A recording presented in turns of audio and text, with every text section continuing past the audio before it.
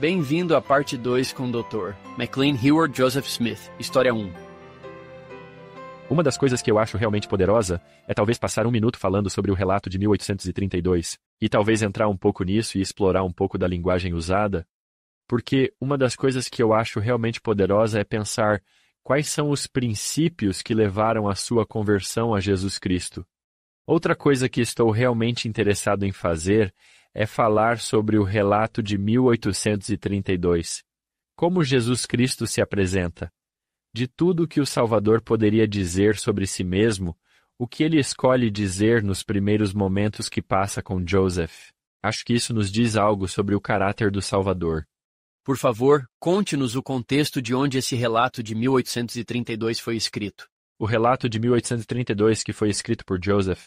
Este é um relato que surge durante um ano em que Joseph está aprendendo sobre a importância de escrever testemunhos e convicções. Ele recebe uma revelação, acredito que seja em novembro de 1832, onde Deus diz a ele: mantenha um registro da fé das pessoas que entram e saem da igreja, mas mantenha um registro da fé.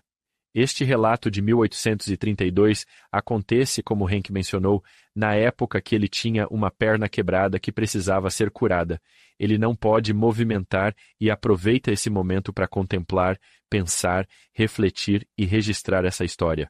De quem é a perna quebrada? É do Newell K. Whitney.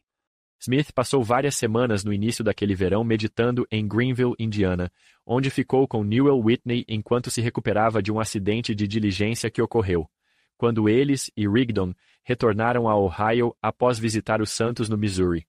De Greenville, Smith escreveu para sua esposa sobre lembrar de todos os momentos passados da minha vida, então ele está realmente contemplativo e pensativo. Ele disse a Emma que chorou por causa de seus pecados e sentiu aliviado ao receber o perdão de Deus. Quando ele registrou seu primeiro relato conhecido de sua visão mais tarde naquele ano, a preocupação com seus pecados e o recebimento do perdão de Deus dominaram a história. Isso é diretamente do livro de Stephen Harper. Este é um livro fenomenal. Primeira Visão, Memória e Origens Mormons, por Stephen Harper, e acabou de ser lançado recentemente nos últimos 2 anos. Coitado, quebrou a perna. Provavelmente foi um acidente doloroso. Ficar com pernas presas numa roda. Se eles tiveram que recolocá-la no lugar, nossa. O relato de 1832 conta, você vai para josephsmithpapers.org e digita relatos da primeira visão. Você pode fazer isso no Google com bastante facilidade também. Apenas relatos da primeira visão. O site que aparece, que está conectado ao josephsmithpapers.org, você pode ver o documento real. O único documento que temos disponível desse relato, escrito com a própria caligrafia de Joseph, é o relato de 1832. Agora eu gosto de fazer isso. Vou fazer isso com meus filhos enquanto estudamos esse relato, mas vou apresentar esse relato durante a noite familiar em casa, e vou mostrar a eles onde a própria caligrafia de Joseph fala sobre a experiência da primeira visão, porque eu quero que eles vejam quão poucos são os elos entre eles e Jesus Cristo. Eu adoro isso. E McLean, acesso direto no app Biblioteca do Evangelho. Acessando a biblioteca, clica na História da Igreja, clica na Primeira Visão e lá estão eles. Quando você pensa nos elos aqui, Jesus Cristo, o Filho de Deus, o Salvador do mundo, aparece para Joseph Smith. Joseph Smith escreve isso. E então estou olhando para a caligrafia dele de quando ele escreveu isso. Não são muitos elos. Entre mim e minha família, e meus filhos, e o Salvador. Uma das coisas que você percebe rapidamente nesse relato da primeira visão é que ele é emocional. No final da primeira página, ele diz: por volta dos 12 anos de idade, minha mente ficou seriamente impressionada com relação às preocupações extremamente importantes para o bem-estar da minha alma imortal, o que me levou a buscar nas Escrituras, acreditando, como me ensinaram, que elas continham a palavra de Deus. Assim, ao me dedicar a elas e ao meu conhecimento íntimo com pessoas de diferentes denominações, fiquei maravilhado. Extremamente. Pois descobri que eles não adornavam sua profissão com uma conduta santa e uma conversa piedosa, de acordo com o que encontrei contido no depósito sagrado. Então ele diz: isso foi uma tristeza para a minha alma. Dos 12 aos 15 anos, eu meditei sobre muitas coisas em meu coração a respeito da situação do mundo, da humanidade, das contendas e divisões, da maldade e abominações e da escuridão que permeava as mentes da humanidade. Minha mente ficou extremamente angustiada, pois me convenci dos meus pecados. E ao buscar nas Escrituras, descobri que a humanidade não se aproximava do Senhor, mas havia se afastado da verdadeira e viva fé. E então ele diz: isso vai se conectar ao relato da primeira visão. Com toda essa convicção de seus pecados e seu desejo de ser perdoado, ele diz, portanto, eu clamei ao Senhor por misericórdia, pois não havia mais ninguém a quem eu pudesse recorrer e obter misericórdia. E o Senhor ouviu meu clamor no deserto, e enquanto estava na atitude de clamar ao Senhor, uma coluna de fogo, ele inicialmente diz fogo. Então ele risca e diz luz, uma coluna de luz brilhante acima. O intenso brilho do sol ao meio-dia desceu de cima e repousou suavemente sobre mim. E então eu fui completamente preenchido com o Espírito de Deus, e o Senhor abriu os céus vastos sobre mim, e eu claramente vi o Senhor.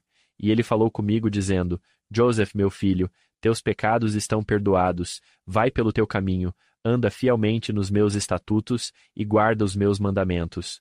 Eis que eu sou verdadeiramente o Senhor da glória.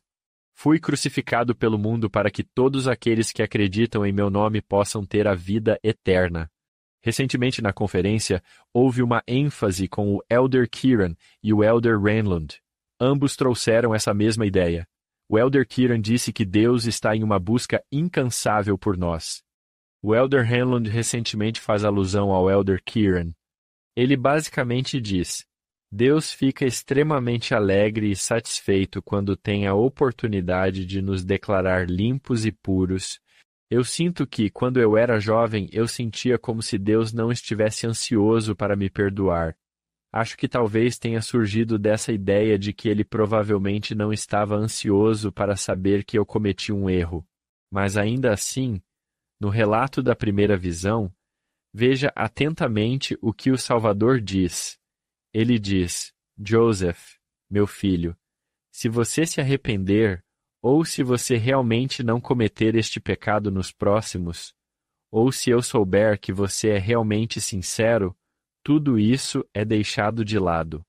Toda a bagagem que coloco no Salvador, que espero do Salvador, temos que deixá-lo falar também.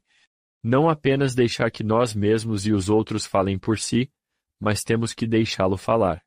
Ele primeiro disse, ele começa com: Joseph, meu filho, teus pecados estão perdoados.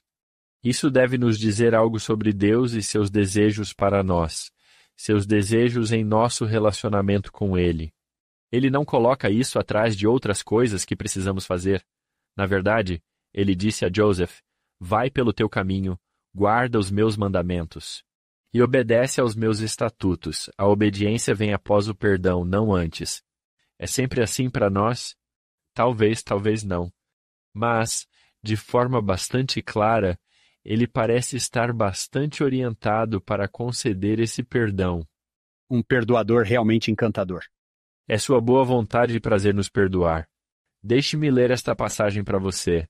Isso é do Elder Renlund. Ele diz: o Salvador fez tudo isso porque ama verdadeiramente seu Pai e nos ama.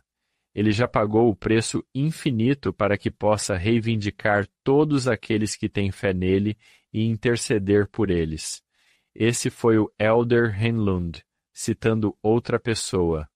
E então ele diz: Jesus Cristo não quer nada mais do que nos arrependamos e venhamos a Ele para que Ele possa nos justificar e santificar. Frequentemente, na linguagem das Escrituras, justificação significa ser limpo do pecado.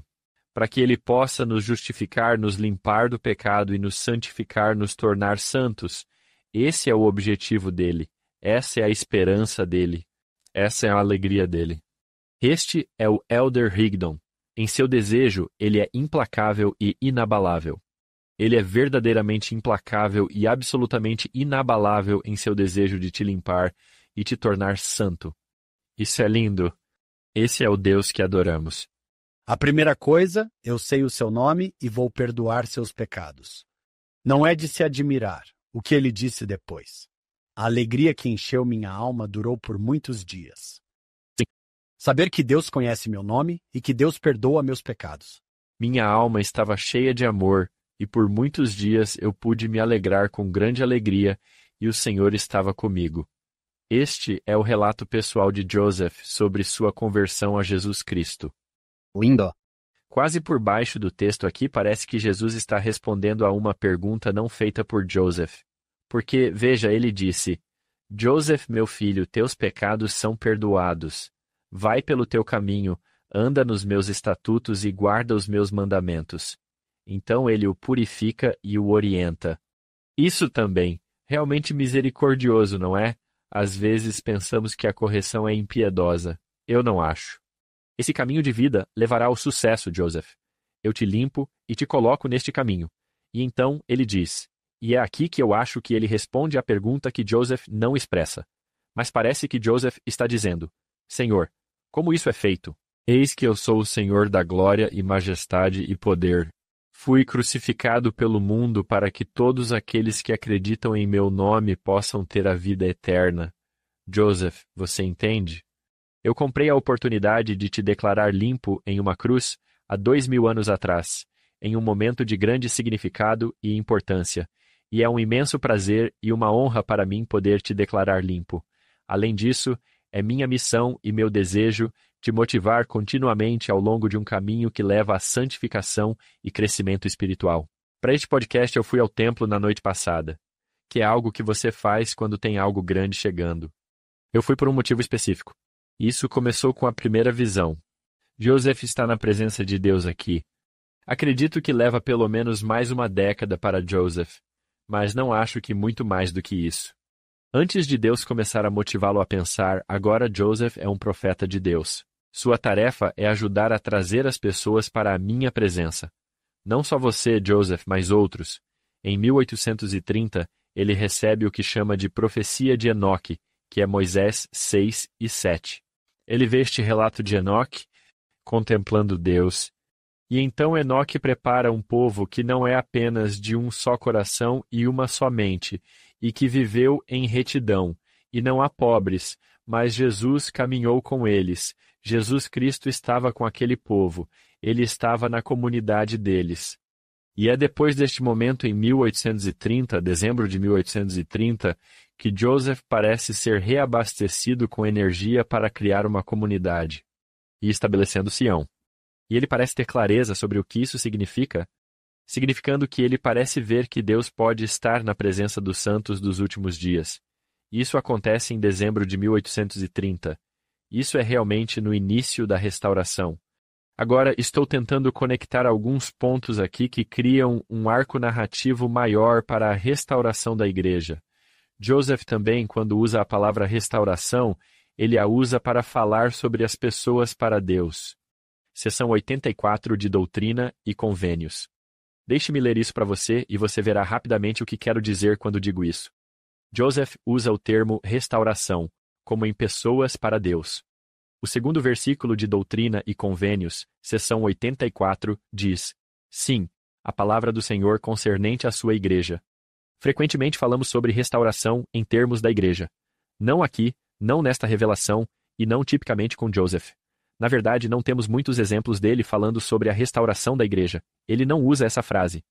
A palavra do Senhor concernente à sua igreja estabelecida nos últimos dias para a verdadeira restauração, para a restauração do seu povo. A igreja é construída para facilitar a verdadeira restauração que Deus se importa, a restauração do seu povo. A primeira visão está restaurando Joseph à presença de Deus. Então, em 1830, ele recebe essa profecia de Enoque, onde ele vê, mais do que apenas profetas podem ser restaurados à presença de Deus. Em 1831, quando ele ordena as primeiras pessoas ao ofício de sumo sacerdote no sacerdócio de Melquisedeque, ele convida as pessoas a virem para aquela reunião, preparadas para contemplar o rosto de Deus. Em 1835, quando ele chama os 12 apóstolos, é ensinado aos 12, nunca parem de se esforçar para ver o rosto do Filho de Deus. Agora, vamos continuar. Seção 109. A dedicação do Templo de Kirtland. Joseph ora, e essa oração é dada por inspiração antes da sessão dedicatória. Mas ele diz no verso 5, Tu sabes que fizemos este trabalho através de grande tribulação e de nossa pobreza, demos de nossos bens para construir uma casa ao teu nome, para que o Filho do Homem possa ter um lugar para se manifestar ao seu povo. Seção 110. Quando o próprio Salvador aceita o presente, primeiramente, curiosamente, a primeira coisa que ele faz é declará-los limpos. Ele o declara limpo novamente, como se estivesse dizendo, Eu adoro quando posso fazer isso, Joseph. Vou declarar você limpo e vou aceitar o templo. E ele diz no verso 7, Eis que aceitei esta casa e meu nome estará aqui, e eu me manifestarei ao meu povo com misericórdia nesta casa. Eu me manifestarei ao meu povo com misericórdia nesta casa. Não termina aí. Joseph, como sabemos, é morto. Brigham vai para Utah. Ele chega lá no sábado. Ele está doente. No domingo, ele está bem e suficiente para fazer alguns breves comentários. Há apenas 150, 200 pessoas lá. Eles não têm nada. Eles não têm nada. Eles não sabem como lidar com o inverno. Eles não têm nenhum abrigo. E na manhã de segunda-feira, ele diz, Eu gostaria de dar uma caminhada. E ele finca sua bengala e diz, É aqui que vamos construir um templo para o Senhor. E o local está salvo. Eles salvaram o local e construíram o templo de Salt Lake lá. Em 1863, eu não quero resumir isso. Deixe-me apenas ler isso para você. Eu quero ver o templo construído de uma maneira que ele dure até milênio. É isso. Brigham, enquanto o templo está apenas começando a ser construído, este não é o único templo que construiremos. E então ele diz isso, ouça isso. Haverá realmente centenas deles construídos e dedicados ao Senhor. Ele diz isso. 1863. Este templo será verdadeiramente conhecido como o primeiro templo construído nas montanhas pelos santos dos últimos dias. E quando o milênio acabar, e todos os filhos e filhas de Adão e Eva, até o último de sua posteridade, que chegam ao alcance da clemência do Evangelho, foram redimidos em centenas de templos através da administração de seus filhos, como procuradores por eles.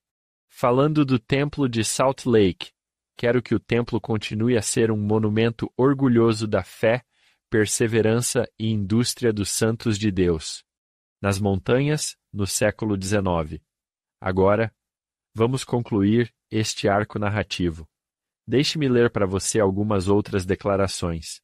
A cada um de vocês que fez convênios do templo, eu imploro que busquem, com oração e consistência, entender os convênios e ordenanças do templo. Portas espirituais se abrirão.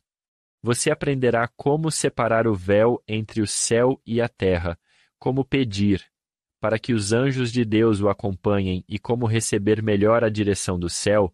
Seus esforços diligentes para fazer isso reforçarão e fortalecerão suas fundações espirituais. Esse é o presidente Nelson. Aqui está mais um. O Senhor prometeu. Toda alma que abandona seus pecados e vem a mim e clama pelo meu nome e obedece à minha voz e guarda meus mandamentos, verá meu rosto e saberá que eu sou. Existem muitas maneiras diferentes de ver o rosto de Cristo, e não há lugar melhor do que em sua casa sagrada. Esse é o Elder Anderson.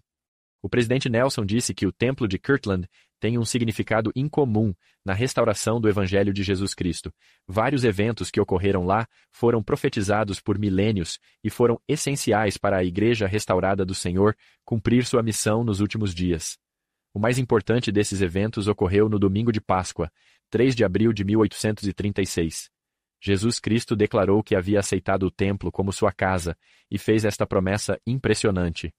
Eu me manifestarei ao meu povo com misericórdia nesta casa. Essa promessa significativa se aplica a cada templo dedicado hoje. Eu convido você a refletir sobre o que a promessa do Senhor significa para você pessoalmente. Isso foi em abril de 2024, conferência do presidente Nelson. Agora, caso você não tenha ouvido nada do que dissemos anteriormente, eu tenho minha edição da conferência da Ensign de outubro de 2024, a última conferência. Acabei de citar abril de 2024. Ouça o presidente Nelson novamente. Ele acabou de listar um monte de templos que serão construídos. Meus queridos irmãos e irmãs, Vocês veem o que está acontecendo diante dos seus olhos? Eu oro para que vocês não percam a majestade deste momento. O Senhor está realmente acelerando sua obra. Qual é essa obra? É a restauração. Restauração das pessoas a Ele. Por que estamos construindo templos em um ritmo tão sem precedentes? Por quê? Porque o Senhor nos instruiu a fazer isso. As bênçãos do templo ajudam a reunir Israel em ambos os lados do véu. Restauração. Essas bênçãos também ajudam a preparar um povo que ajudará a preparar o mundo para a segunda vinda do Senhor. Pulando alguns parágrafos, ele então diz: aqui está minha promessa para você. Todo buscador sincero de Jesus Cristo o encontrará no templo. Você sentirá a sua misericórdia. Você encontrará respostas para suas perguntas mais intrigantes. Você compreenderá melhor a alegria do seu evangelho. Não devemos pensar que isso virá sem trabalho, sem um pouco de busca. Mas a visão começa com a primeira visão e culmina com a dedicação de centenas de templos, onde Deus está convidando o seu povo a entrar em sua presença, e cada templo dedicado é um símbolo de fé e devoção. Esta primeira visão é poderosa e bela, e toda vez que entramos em um templo, é o cumprimento da primeira visão. Espero que vocês consigam ver esse arco narrativo que realmente une toda a história da Igreja neste grande momento. Quando o presidente Nelson diz: meus queridos irmãos e irmãs, vocês veem o que está acontecendo bem diante dos nossos olhos? Bem, começa com a primeira visão. Começa com Joseph como profeta começando a pensar: como posso restaurar as pessoas a Deus? Como posso introduzir as pessoas na presença de Deus? É um processo que leva décadas para ele realmente entender como Deus vai ajudar a realizar isso. Mas a investidura do templo não é apenas poder.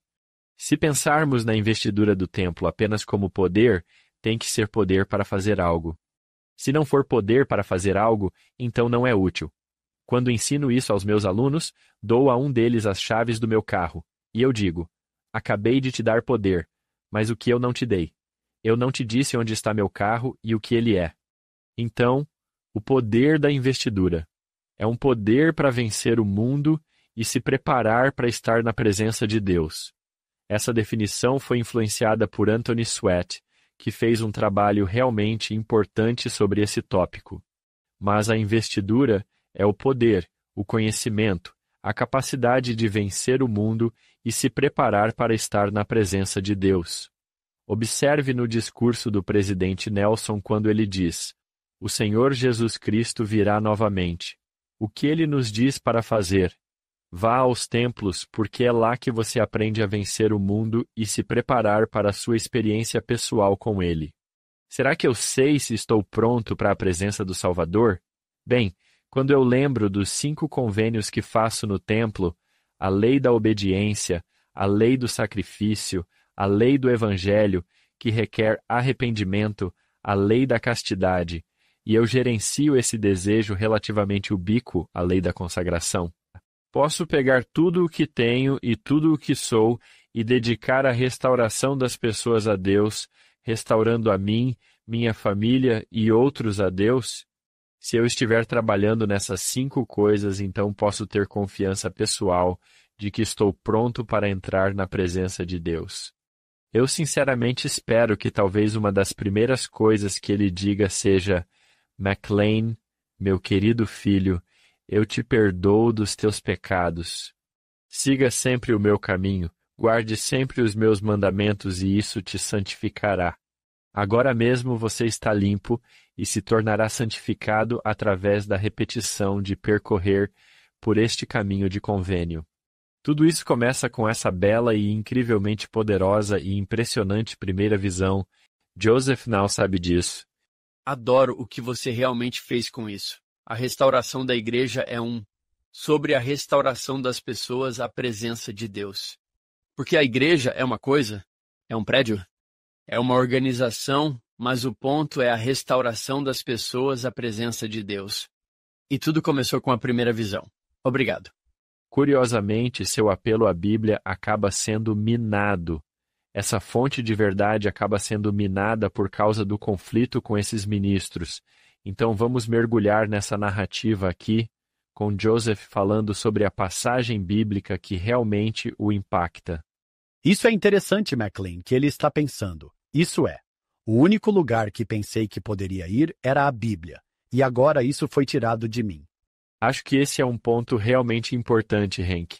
Para todos nós individualmente, há um momento em que reconhecemos que somos insuficientes por nós mesmos. De certa forma, se não chegarmos a esse ponto, nunca confiaremos realmente em Deus. Nunca confiaremos realmente em Jesus Cristo. Este é um em que Deus está facilitando o uso da Bíblia para realizar o propósito da Bíblia, que é a conexão com Ele. Isso é realmente interessante. Tem que chegar um momento em que nada mais funciona, senão você nunca vai simplesmente dizer, ok, esta é minha única opção, ir a Deus. Às vezes me preocupo que não há necessidade suficiente. A necessidade impulsiona o relacionamento com a divindade. E se você não tem necessidade de nenhuma forma, se todas as suas necessidades podem ser resolvidas financeiramente, isso pode ser difícil. Mas Joseph não está nessa situação. E é muito, muito claro que essa primeira visão, o relato de 1832 e o relato de 38, em ambos, ele está em necessidade. Essas necessidades são um pouco diferentes, ligeiramente diferentes, nuances em seus relatos, mas que ele absolutamente precisa. Então vamos mergulhar nesse relato. Versículo 11. Enquanto eu estava lutando sob as dificuldades extremas causadas pela disputa desses grupos de religiosos, essa dificuldade estava minando minha fonte de verdade. Eu estava lendo Tiago 1,5 que diz, se algum de vós tem falta de sabedoria, peça a Deus, que dá generosamente e não censura, e ser-lhe-á dada. Uau! De certa forma, essa é a lição da primeira visão, que Deus se importa com o que é difícil na sua situação de vida. Está realmente resumido ali de forma muito eficaz. Este é um interessante. Chamamos o relato de 1832 de sua conversão. A conversão no versículo 12. Nenhuma passagem das Escrituras tocou mais meu coração do que esta. Não é o Espírito? O Espírito ensina ele aqui. Parecia entrar com grande força em cada sentimento do meu coração. Eu refleti sobre isso repetidamente. Alguma consistência. Falamos tanto sobre línguas. Essa é uma daquelas coisas que sempre penso. Eu refleti sobre isso frequentemente, sabendo que se alguma pessoa precisava de sabedoria de Deus, essa pessoa era eu. Sobre como agir, eu não sabia, e a menos que eu pudesse obter mais sabedoria do que eu tinha naquele momento. De alguma fonte, mas todas as outras fontes já estavam esgotadas. Eu nunca saberia. Para os professores de religião, das diferentes seitas, até mesmo os professores, eu não podia ir até eles. Não podia recorrer à Bíblia. Da religião das diferentes seitas, entendiam a mesma passagem das Escrituras de forma tão diferente que destruíam toda a confiança em resolver a questão por meio de um apelo à Bíblia. E eu diria, aqui para seus alunos do seminário, há uma pergunta que ninguém pode responder por você. Jesus Cristo te perdoou? E eu ainda me lembro do momento em que estava sentado na capela como um jovem, sentindo-me semelhante a Joseph, convencido dos meus pecados, sentindo que talvez eu não fosse digno de abençoar o sacramento naquela semana. E eu me lembro de orar e me lembro daquela semana em que participei do sacramento, e foi realmente a primeira vez na minha vida que o sacramento não foi, querida, encolhi o lanche. Foi a primeira vez que o sacramento encheu minha alma, me preencheu. E esses momentos vêm quando estamos desesperados e percebemos que há uma pergunta que só Deus pode responder. Ele é o único que pode conceder essa misericórdia. Parecia entrar em todos os sentimentos do meu coração, e minha mente refletia sobre isso repetidamente. Note isso também. O que isso o motiva a fazer? O Espírito motiva e traz bons frutos. O Espírito está falando através de muitos mecanismos diferentes para Joseph. E se formos cuidadosos, boa ideia, eu não notei isso antes também, que podemos ver muitas línguas diferentes que o Espírito está usando para Joseph. Ele pode não usar todas essas linguagens para nós, mas ele pode usar algumas delas. O versículo 13 começa com o que você disse antes, tempo prolongado. Finalmente, sim. Eu diria a qualquer pessoa, jovem ou velha, se você sente que já faz tanto tempo, quando a resposta virá, saiba que você está em boa companhia. Eu tinha um amigo que vivia no nosso bairro que disse, nunca tive essa experiência espiritual em toda a minha vida. Orientei minha vida para o dever e o compromisso com o convênio, mas nunca tive isso. E para ser honesto com você, eu olho para ele. E eu agradeço a Deus por ele, porque seu exemplo de discipulado é maravilhoso e inspirador para mim. Ele está verdadeiramente me ensinando algo sobre discipulado que eu não aprendo pessoalmente. Eu tenho esses sentimentos emocionais, mas a força dele se manifesta após 70 anos vivendo fielmente sem essas emoções intensas. E isso é realmente muito justo, tão bom para Deus quanto qualquer outra fonte de motivação verdadeiramente importante para manter os convênios. Acho interessante, John, você já comentou sobre isso antes, que como missionários, às vezes queremos apressar esse processo. Aqui, leia, ore e você sabe que é verdade, vamos avançar.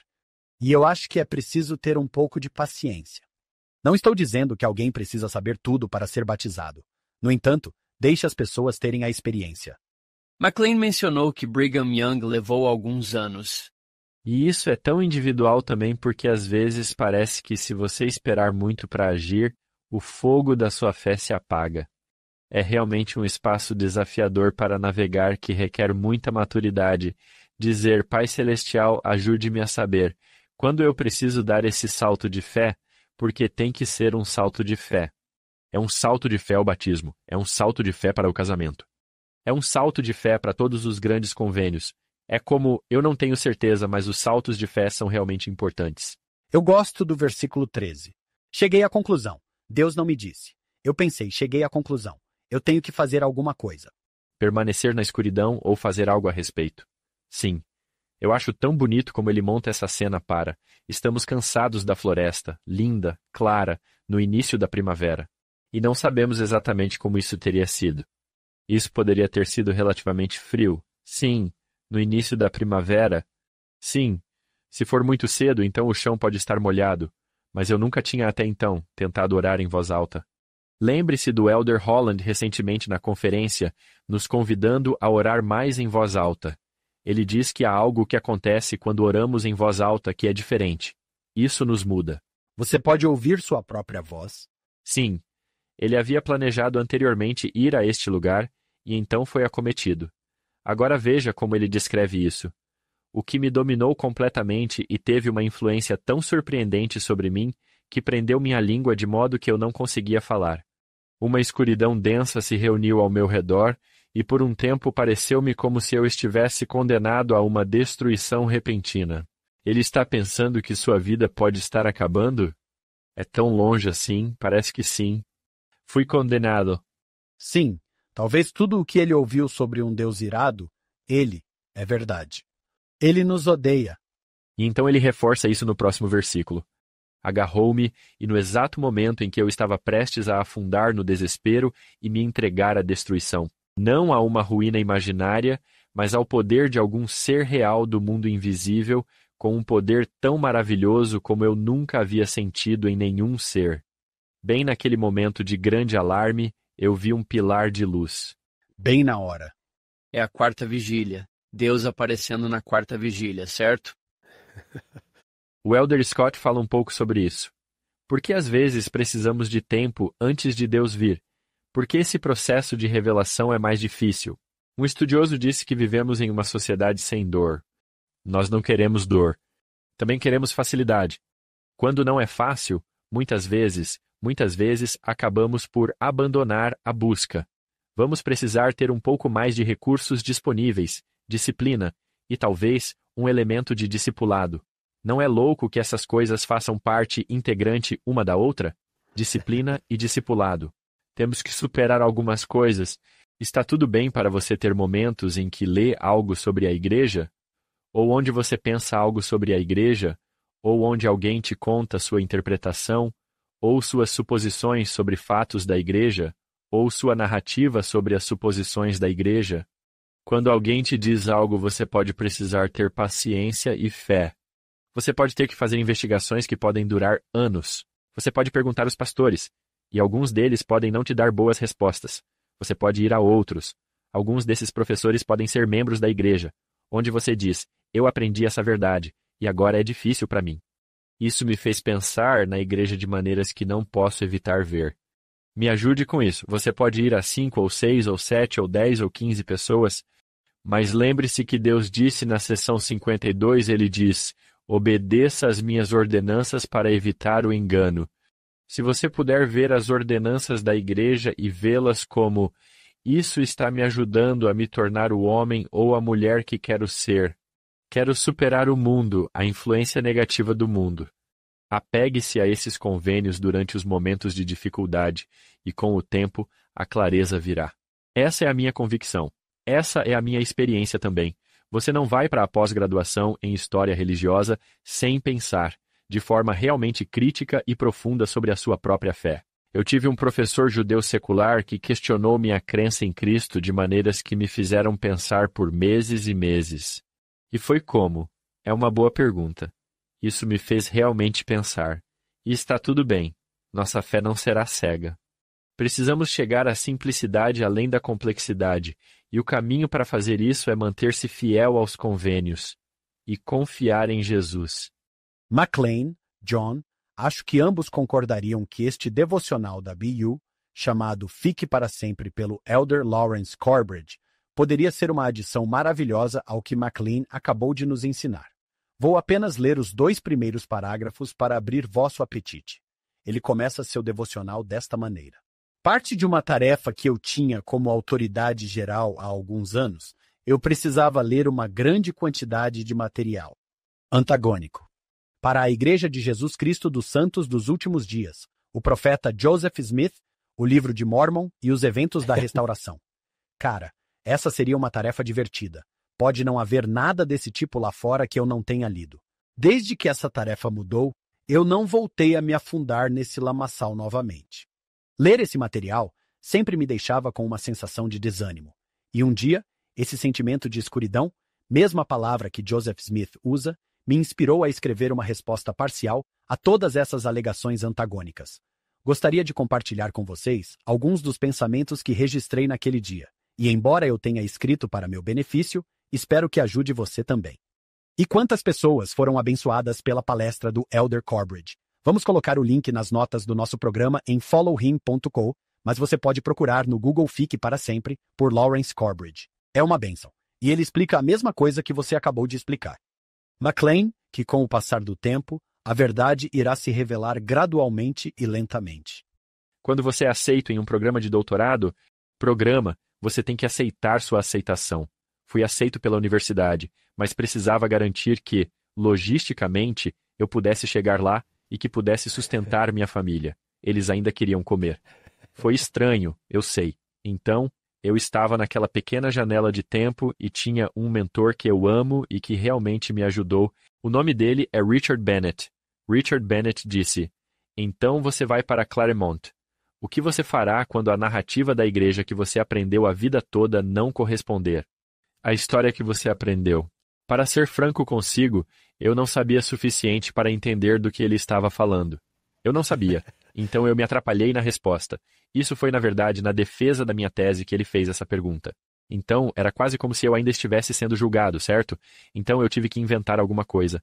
Felizmente, eu virei o jogo para ele e disse, o que você faria, doutor? Bennett?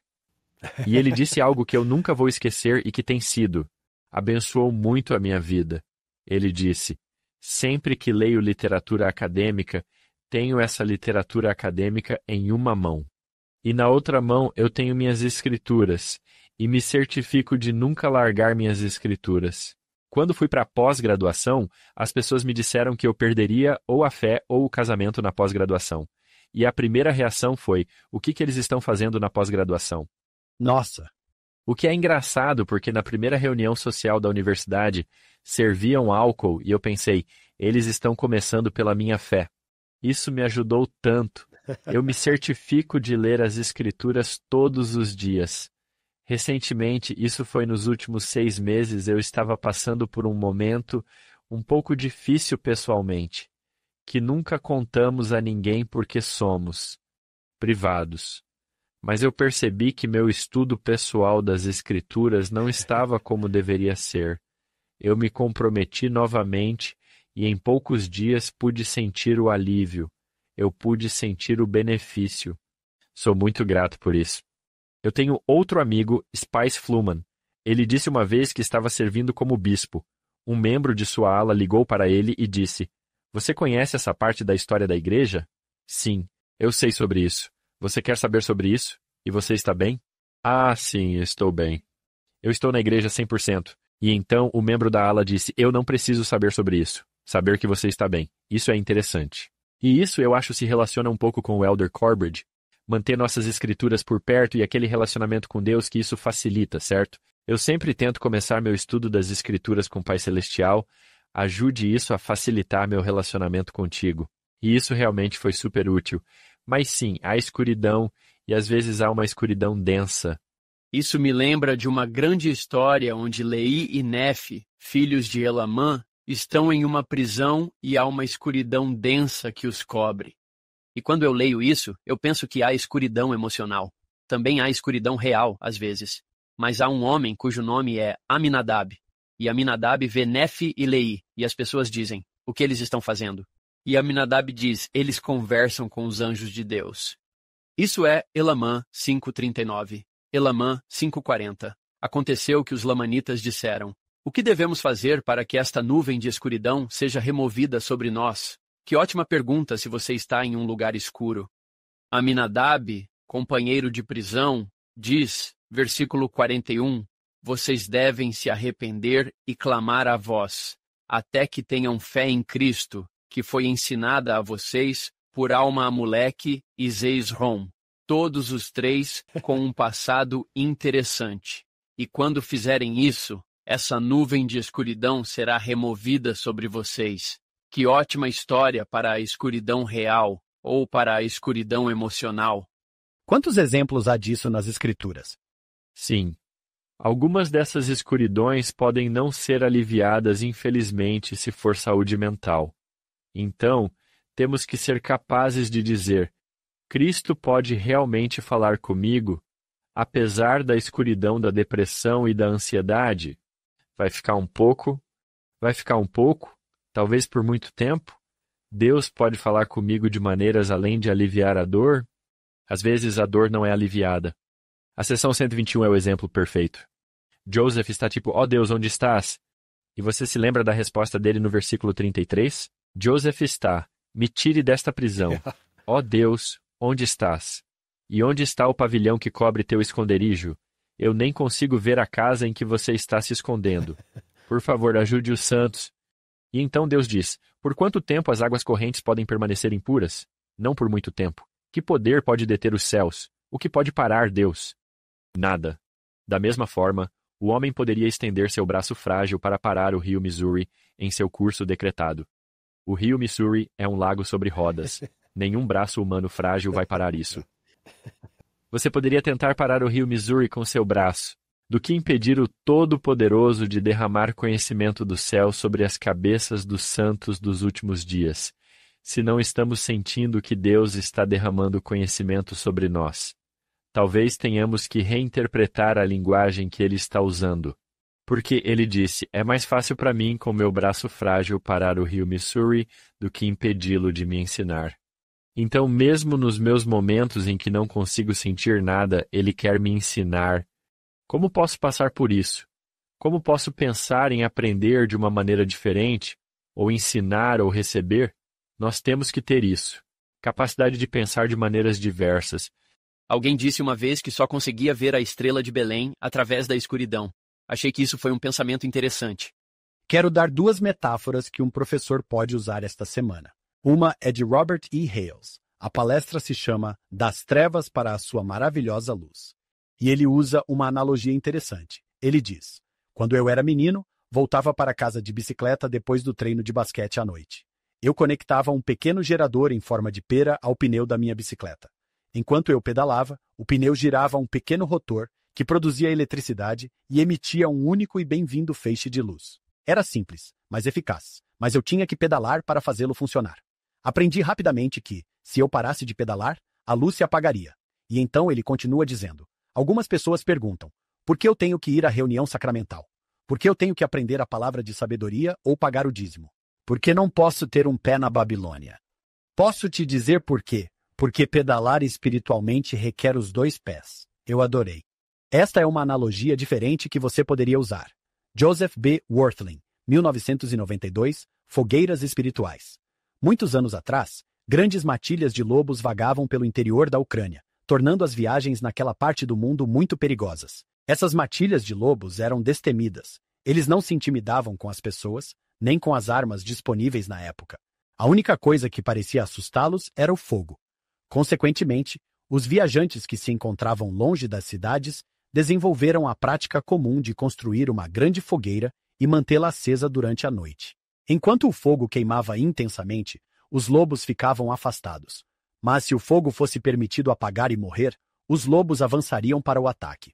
Os viajantes entendiam que construir e manter uma fogueira ardente não era apenas uma questão de conveniência ou conforto, era uma questão de sobrevivência. Apenas duas pequenas analogias interessantes que se encaixam nesta história. Vocês dois não acham que é escuridão? Eu usei minhas forças para clamar a Deus. O que você disse, McLean? Eu insisti e insisti até conseguir. Pilar de luz.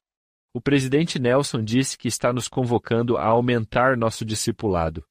Isso vai exigir esforço. Então, se houvesse alguém que estivesse se sentindo a abandonar a si mesmos ou sua fé, em um momento de escuridão, eu os convidaria a pensar: quais são suas fogueiras? Que elas continuarão queimando não importa quão escura a noite se torne. O Elder Worthling dá esta bela mensagem onde ele fala sobre: as sextas-feiras virão, esses momentos de dificuldade, a sexta-feira da cruz, mas os domingos, as vitórias sobre a cruz, também virão. Então, quais são as nossas fogueiras que, não importa quão escura a noite se torne, decidimos que seremos orientados pelo dever dessa forma? Este sou eu. Esta é a minha rotina. Estes são meus atos espirituais diários e pessoais de retidão. É isso que eu faço através da escuridão. Eu acho que essas são realmente importantes e muito poderosas. Certo, McLean. Nos guie pelos versículos 17 a 19. Vi um pilar de luz acima de minha cabeça, mais brilhante que o sol, que descia gradualmente sobre mim. Que contraste, a escuridão em contraste com a luz. Isso realmente enfatiza o poder da luz. A mesma coisa acontece em nossa vida. Esses momentos de escuridão vão enfatizar a luz se continuarmos avançando. Assim que apareceu, me libertei do inimigo, que me mantinha preso. Quando a luz repousou sobre mim, vi duas personagens, cujo esplendor e glória desafiam qualquer descrição, pairando no ar acima de mim. Um deles falou-me, chamando-me pelo nome, e disse, apontando para o outro: Este é o meu filho amado. Ouve-o. Pela primeira vez, ao ler este versículo, desta vez, veio à minha mente o pensamento: e se a escuridão nunca deixar a imortalidade? Este versículo ainda pode ser verdadeiro? Imagine que você tem câncer. Talvez seja câncer no cérebro, e isso obscurece sua capacidade de sentir e influencia suas emoções e sua capacidade de sentir o Espírito ou se sentir próximo de Deus. Ouça isso. Assim que apareceu, me libertei do inimigo, que me mantinha preso. Quando a luz pousou sobre mim, vi duas personagens cujo esplendor e glória desafiam qualquer descrição. Pairando no ar acima de mim, um deles falou-me, chamando-me pelo nome, e disse, apontando para o outro: Este é o meu filho amado. Ouve-o. Espero que não se importe que eu seja pessoal aqui. Tivemos um sobrinho, um pequeno sobrinho de 5 anos, que faleceu de um tumor no cérebro. Eu não sei qual foi a experiência dele. Mas através das Escrituras, sabemos que somos levados de volta para aquele Deus que nos deu a vida. Então, nesse momento especial e significativo, quando a escuridão finalmente se dissipa e a luz brilhante e acolhedora chega, também é verdade que veremos nosso amado Pai Celestial, que fará um gesto carinhoso e significativo para seu querido filho, acolhendo-o com amor e compaixão? Eu acredito, com fé, que se nossa escuridão durar durante a mortalidade, essa experiência de luz virá e nos libertará. Versículo 18. Onde ele diz: imediatamente, quando o Senhor permite que ele pergunte, ele diz: a qual devo me unir? Observe a conexão dele entre o desejo de conhecimento e a ação. Quando lemos Moroni 10, isso faz parte da equação para conhecer a verdade espiritual. Precisamos ter um coração sincero, uma intenção verdadeira e fé a ponto de estarmos dispostos a agir. Porque se Deus nos dá o conhecimento, mas não estamos dispostos a agir, parece-me que a distância entre saber e agir pode ser condenação. Se você sabe e não está agindo, essa distância é condenação. E Deus não está no negócio de condenação. Sabemos disso por João 3, 16 e 17. Ele não enviou seu Filho ao mundo para condenar o mundo. Então, ele não está interessado em te dar conhecimento se souber que isso te condenará ou levará a atos pecaminosos. Então, temos que garantir que estamos dispostos a realmente agir e nos separar do mundo. Se vamos pedir ao Senhor para nos fazer cidadãos do céu, que é uma frase de Paulo, cidadãos no céu, temos que estar dispostos a tomar residência no céu, simbolicamente. Livre-se da Babilônia, assim como você mencionou, Hank. Mas se não estivermos dispostos a parar com as tendências do mundo, isso pode limitar nossa capacidade de aprender.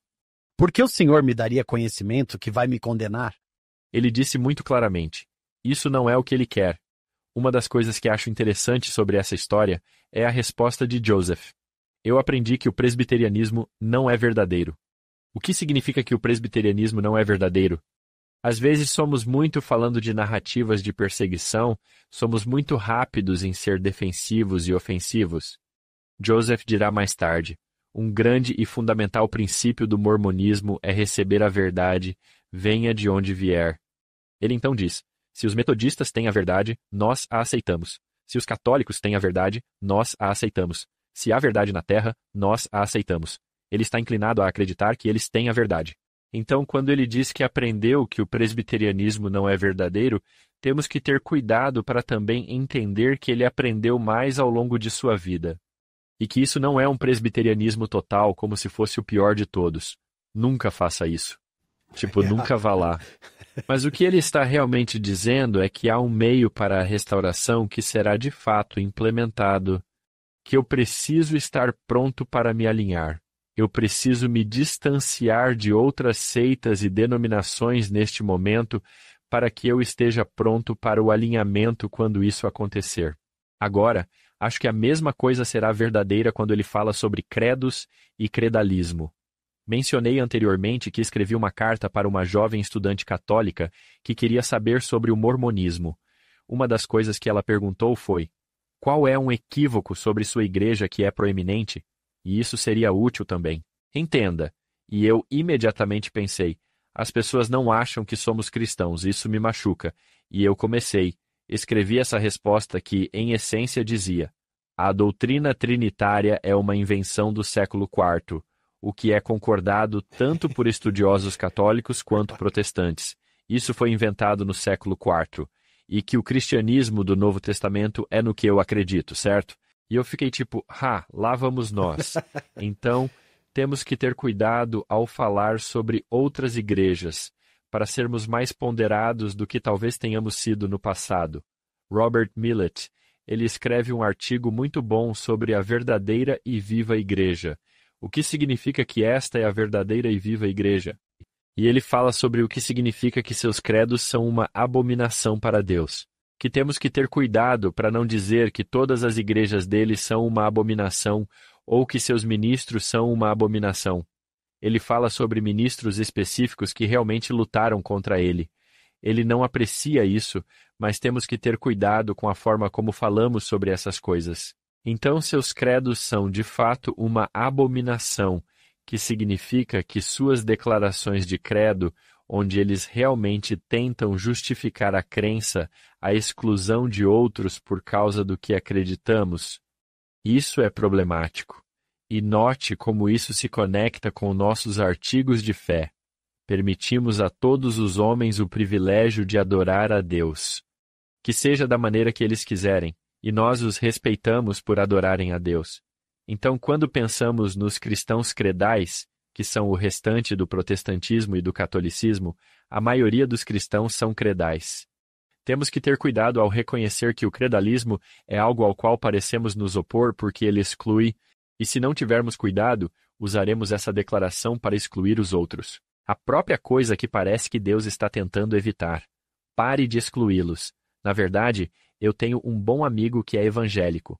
Falamos sobre a primeira visão e, em essência, ele disse: eu tenho que acreditar que Joseph teve uma visão, porque outros na minha tradição de fé, do mesmo período, sugeriram que tiveram visões semelhantes às de Joseph. E então ele disse: o que eu não gosto é que ele se torna um profeta e fala contra essas igrejas. Eu tenho que pensar que isso pode realmente ser como interpretamos esses textos, não necessariamente como Deus os pretendia ou como Joseph queria. Porque Joseph fala em outros lugares como se os metodistas têm a verdade, nós a aceitamos, certo? Estou disposto a morrer por um mórmon assim como por um católico, assim como por um batista. Sim, e temos que ter esse mesmo fervor. Sim. E McLean, será que às vezes não acabamos sendo o pastor? Tratamos a espiritualidade deles de forma leviana, com grande desprezo. É tudo do diabo. Em vez de transformar isso em uma guerra de palavras e um concurso de opiniões, essas conversas que temos que são interreligiosas. Precisamos pensar em uma esperança, que possamos aquecer nossas mãos no fogo da fé deles. Santa inveja. Santa inveja, aquecer nossas mãos no fogo da fé deles. Agora, sejamos honestos. Tenho alguns amigos católicos. Ó rapaz, minhas mãos, meu coração e todo o meu corpo foram aquecidos pelo fogo da fé deles. Eles são bons cristãos que eu já conheci. A mesma coisa é verdade com todas as outras denominações que encontrei. E assim, em vez desse modo defensivo e antagonista, talvez eu pudesse fazer uma pergunta sobre: o que é na sua fé que você ama? Me fale sobre sua convicção por Cristo e o que isso faz por você em tempos difíceis. E então, com sorte, teremos a oportunidade de dizer algo como: minha fé é realmente bela para mim, porque acredito que Deus tem o desejo e a capacidade de verdadeiramente salvar e exaltar todos os seus filhos. E através da minha religião e convicção, acredito que faço parte desse processo com Ele. Isso se torna mais uma história de conversão do que uma história de perseguição. Sim, isso é maravilhoso. Vamos construir fé em Jesus Cristo, assim como a seção 1 fala. Temos a restauração para que a fé possa aumentar, que nunca sejamos culpados de diminuir a fé.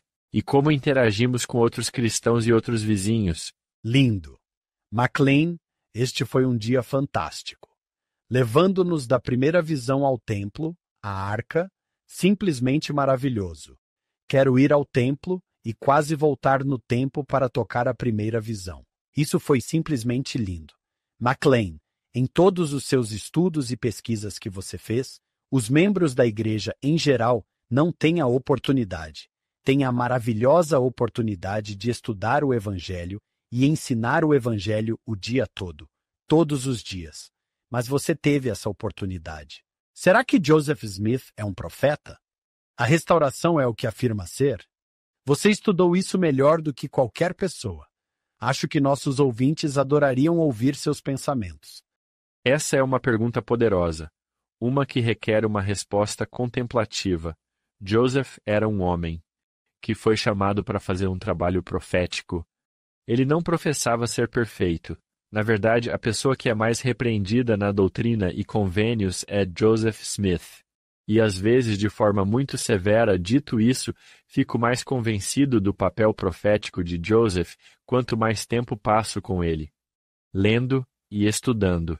E esse sentimento é realmente expresso por muitos dos meus heróis historiadores que disseram coisas como: o problema não é que as pessoas leem muito da nossa história, mas que leem muito pouco. Eu descobri que esse é o caso. Descobri que quanto mais estudo Joseph Smith e as revelações, vejo os erros que Joseph cometeu. Vejo um Deus que é misericordioso. Isso realmente me dá esperança na minha própria posição eterna. E isso me dá esperança de que talvez Deus possa me usar também para beneficiar o mundo ao meu redor e minha família também. Espero que Ele possa me usar para abençoar meus filhos, para que meus filhos possam ser restaurados a Deus e que meus vizinhos possam ser restaurados a Deus. Graças a Deus por seu Filho Jesus Cristo, que está ansiosamente nos perdoando, e por profetas que estão iluminando o Filho de Deus. Obrigado, McLean. Muito obrigado. Quando penso na primeira visão, lembro-me do Elder Uchtdorf, que disse Deus vai falar com você. Ele vai falar com você em sonhos, visões, pensamentos e sentimentos. Ele falará de uma maneira que é inconfundível e transcende a experiência humana. Você mostrou isso hoje, McLean. John, como conseguimos esse trabalho? Sim, é isso que eu amo quando tenho clareza, porque é quando sei que acabei de aprender algo do Espírito. Esse arco da primeira visão até o templo. Cara, isso é lindo. Todos nós temos fraquezas. Espero que minha fraqueza seja um canal. Não atrapalha a verdade de Deus de nos restaurar a Ele. Muito obrigado por me deixar vir. Eu realmente aprecio isso e oro para que continue sendo uma bênção para tantas pessoas. Adoramos você aqui. Se algum de vocês quiser, pode entrar no YouTube e deixar um comentário, escrever para McLean e nós garantiremos que ele receba. É realmente divertido para nossos convidados ouvir alguns dos nossos ouvintes. E com isso, queremos agradecer ao Dr. McLean Hayward. Obrigado por se juntar conosco hoje. Queremos agradecer à nossa produtora executiva, Shannon Sorensen, aos nossos patrocinadores, David e Verla Sorensen, e a cada episódio lembramos do nosso fundador. Ele ama Joseph Smith, Steve Sorensen. Esperamos que você se junte a nós na próxima semana no Follow Him.